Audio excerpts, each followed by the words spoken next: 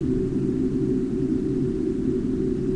I'm Jessica Hess, and I'm back again for the second video to keep talking about creativity and inspiration. I want to talk a little more about what inspires me.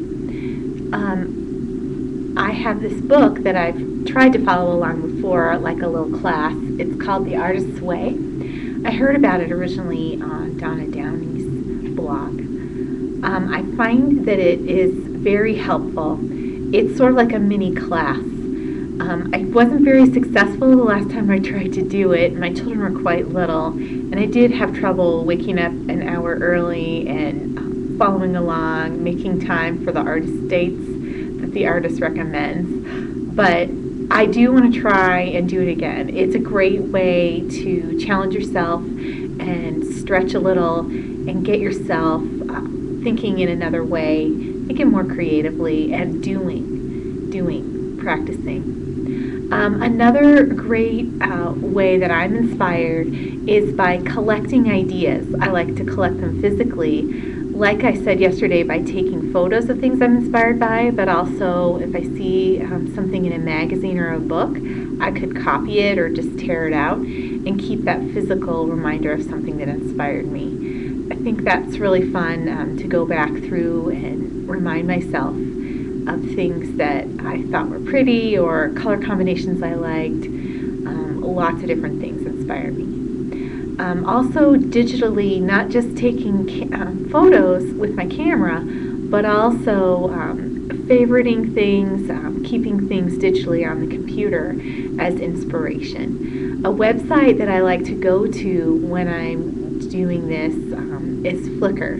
If you're already a member of Flickr, you know how great it is, what a great tool it is, and how inspiring it is to post things and share with other people all over the world. Another great thing about Flickr, though, is joining groups. There are groups out there for every single thing that you could possibly be interested in. If you're somebody who's making something or taking pictures of something, you've probably become a member or started a group yourself, and that is a great way to be sharing with others online. But not just joining a group, I love to use Flickr in a way where I'm favoriting things and keeping things in my own little favorites folder in order to go back and look at them over and over. And then when I see those things by certain people that are really inspirational, I love to go to their photo stream and see everything else they've done. And maybe even poke around in their favorites folder and see who they're favoriting, who their contacts are. I love to do this. My husband might be surprised to hear this, but I love to go through his too and see who's inspiring him. Another great website is Pinterest. It's new out there, and I've looked through it a few times, and I've applied to be invited to join that website. You do have to be invited, I guess. You can't just log in and sign up and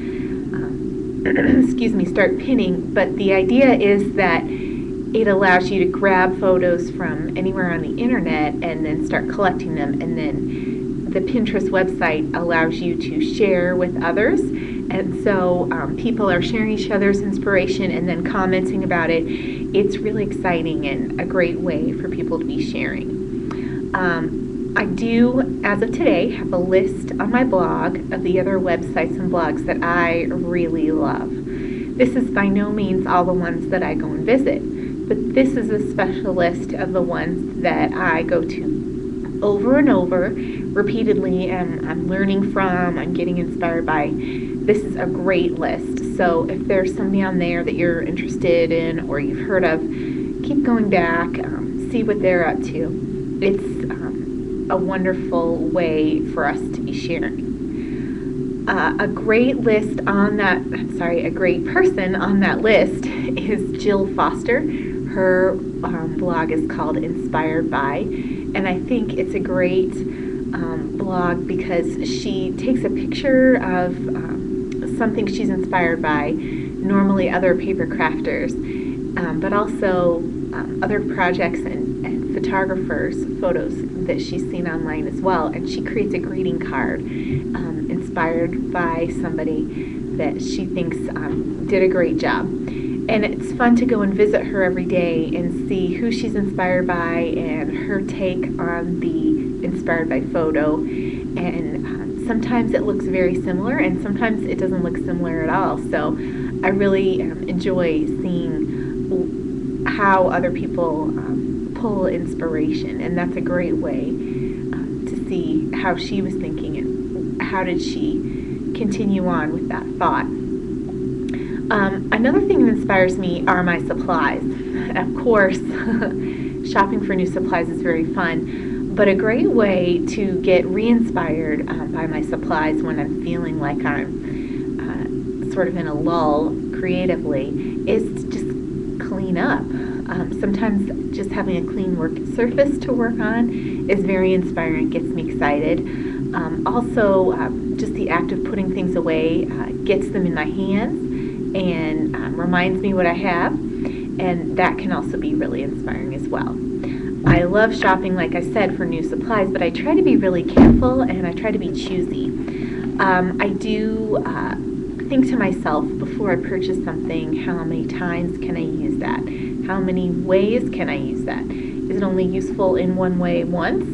Then I'm probably not going to be that attracted to it. But if it's something I can use over and over, like a rubber stamp, I love it. So I love background stamps, are my favorite. I love how big they are. I can cover the entire area of a background of a stamp with just one stamp like this, or I can take smaller stamps and kiss them to this. I can use these in so many different ways.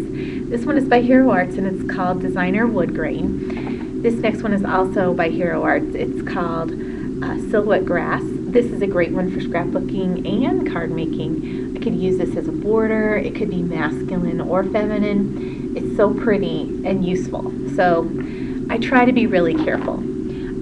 When I'm choosing sentiments, I love sets like this that have a variety and that I can use, like I said, hundreds of times in many different ways. And the great thing about stamps also is just choosing different colors and techniques to use them with. Excuse me. Another great way to be inspired by my supplies is to purge. Getting rid of things I don't want or I'm not inspired by anymore, giving them away or sharing them with others is a great way to feel rejuvenated and to get your crafting area rejuvenated, but also to remind yourself what you have. Going through an old book or magazine can really help you remember a track that you might have been on before, and then maybe you forgot about it or got sidetracked because you're working on something else, and then you'll remember, you'll feel refreshed and ready to get going again. I hope you're enjoying this conversation. Please comment, please leave your links, stop by again, and let's all get talking and get inspired and get creating. Thanks.